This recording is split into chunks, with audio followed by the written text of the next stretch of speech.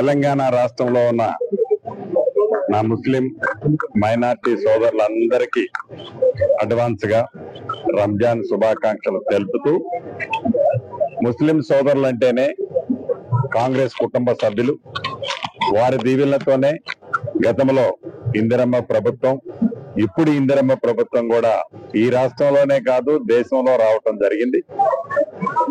మతాలకు అతీతంగా అన్ని మతాల ప్రజలు కలిసిమెలిసి ఉండాలని మంచి ఉద్దేశంతో ఆ అల్లాని పవిత్రమైన ఈ రంజాన్ మాసంలో ఒక్క పొద్దు ఉండి పూజిస్తారో, ఆ అల్లాని ప్రార్థిస్తారో తప్పకుండా అల్లా వారి కోరికలు ఈ రాష్ట్ర ప్రజలకే కాదు ఈ దేశ ప్రజలకు కూడా నెరవేరే విధంగా బ్లెస్ చేస్తారని మనస్ఫూర్తిగా కోరుకుంటూ మరొక్కసారి ముస్లిం మైనారిటీ సోదరులందరికీ రంజాన్ శుభాకాంక్షలు తెలుపుతున్నాను. మరిన్ని వీడియోస్ కోసం ఛానల్ ని సబ్స్క్రైబ్ చేయండి. లేటెస్ట్ అప్డేట్స్ కోసం వాట్సాప్ ఛానల్ ని ఫాలో అవ్వండి. ఆ లింక్ డిస్క్రిప్షన్ లో ఉంది.